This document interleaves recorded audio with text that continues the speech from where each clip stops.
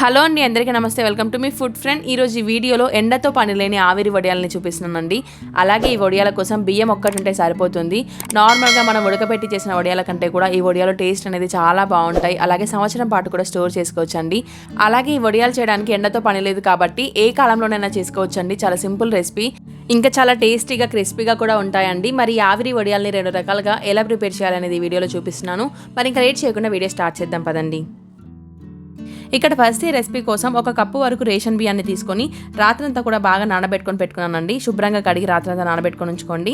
ఇక్కడ నానిన తర్వాత చూపిస్తున్నాను చూడండి. ఈ నానిన బియ్యాన్ని మిక్సీ జార్లోకి యాడ్ చేసుకొని కొద్దిగా వాటర్ని యాడ్ చేసుకుంటూ ఫైన్ బ్యాటర్ లాగా ప్రిపేర్ చేసుకోవాలి.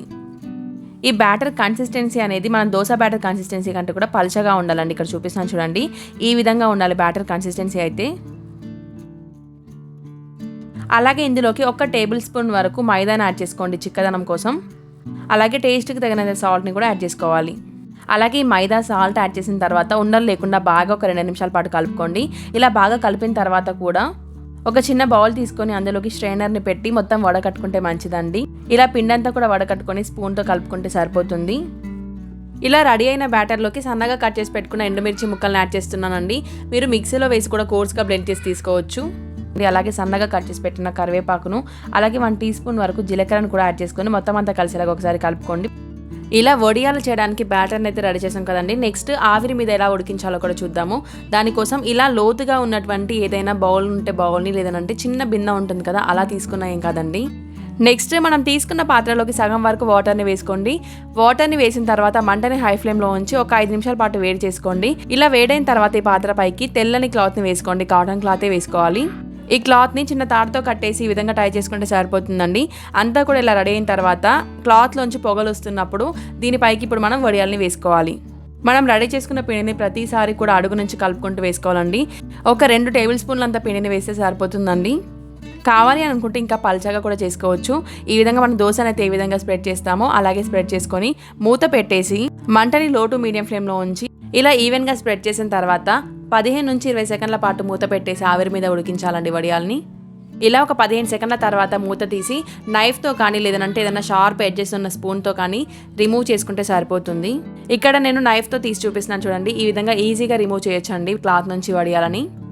ఇలా చేయితో అయినా తీసేయొచ్చు, లేదంటే వేడిగా ఉందని అనుకుంటే ఇలా స్పూన్తో కూడా తీసేయొచ్చు అండి. నెక్స్ట్ ఇలా తీసిన వడియాల్ని వైట్ క్లాత్ పై బోర్లించి వేసుకుంటే సరిపోతుందండి. పైనంతా కూడా బాగా డ్రైగా అవుతుంది, కానీ కింద కొద్దిగా తేమగా ఉంటుంది కాబట్టి తిప్పేసి వేసుకుంటే ఈజీగా ఆరిపోతాయి. నెక్స్ట్ ఇలా అన్ని వడియాల్ని వేసుకుంటే సరిపోతుందండి. ఇంకొక పద్ధతి చూపిస్తున్నాను. దానికోసం స్టవ్ మీద బౌల్ తీసుకొని అందులోకి వేడి వాటర్ని యాడ్ చేసుకోండి. ఇలా వేడి నీటిని యాడ్ చేసుకున్న తర్వాత ఇందులోకి చిల్లులుగా ఉండే ఏదైనా స్ట్రైనర్ తీసుకోండి. ఈ స్ట్రైనర్ పైకి ఇలాంటి ఒక స్టాండ్ ఉంటుంది కదా, అలా స్టాండ్ని అడ్జస్ట్ చేసి పెట్టుకోండి. నెక్స్ట్ ఇలాంటి ప్లేట్స్ ఉంటాయి కదా, ఇలాంటి ప్లేట్స్ని ఒక 4 వరకు తీసుకోండి. 1 టేబుల్ స్పూన్ వరకు పిండిని యాడ్ చేసుకుంటే సరిపోతుందండి. చాలా పల్చగా వస్తాయి. ఇలా ఒక 4 ప్లేట్లను అయితే ఖచ్చితంగా తీసుకోవాలండి. ఒకటి వేసి ఆవిరి పట్టిన తర్వాత తీసి పక్క నుంచి మరొక ప్లేట్ని అడ్జస్ట్ చేసుకుంటూ ఉండాలి. ఇలా మొత్తం ఈవెన్గా స్ప్రెడ్ చేసిన తర్వాత స్టవ్ మీదకి తీసుకొని మూత పెట్టేసి ఒక 20 సెకండ్ల పాటు ఉంచుకుంటే సరిపోతుందండి. ఇలా స్ట్రైనర్ నుంచి సెపరేట్ చేసిన తర్వాత పూర్తిగా చల్లారనివ్వాలి. ఇలా చేసిన తర్వాత మరొక ప్లేట్ని ఉంచి ఈ ప్లేట్ని పక్కకు ఉంచి అలా 4 ప్లేట్లు ఒకదాని తర్వాత ఒకటి చేస్తూ ఉండాలండి. ఈ 1 నిమిషం అయి పూర్తిగా చల్లారిన తర్వాత ఈజీగా ఉడొచ్చేస్తాయండి. ప్లేట్ నుంచి వేడిగా తీస్తే మాత్రం అస్సలు రావు. చల్లబడాలి. చల్లబడిన తర్వాత మాత్రమే ప్లేట్ నుంచి సెపరేట్ అవుతాయి. ప్లేట్ నుంచి సెపరేట్ చేసే ముందు షార్ప్గా ఉన్న నైఫ్ తోటి ప్లేట్ అంచుల వెంబటి కదిలిస్తే సరిపోతుందండి. మీకు ఈ విధంగా ఈజీగా ఉందని అనుకుంటే ఈ పద్ధతిని ఫాలో అయిపోండి. అలాగే క్లాత్ మీద చేసేవి కూడా చాలా బాగా వస్తాయి, కాకపోతే కొద్దిగా మందంగా వస్తాయి వీటికంటే కూడా. అది కూడా మనం వేసుకునేంత పిండిని బట్టి స్ప్రెడ్ చేసేదాన్ని బట్టే ఉంటుందండి. ఈ వడియాల్ని ఒక రోజు నైట్ ఫ్యాన్ కింద ఆరబెడితే సరిపోతుందండి. చాలా డ్రైగా అయిపోతాయి, బయట మనం ఎండకు పెట్టినట్టుగానే వస్తాయి.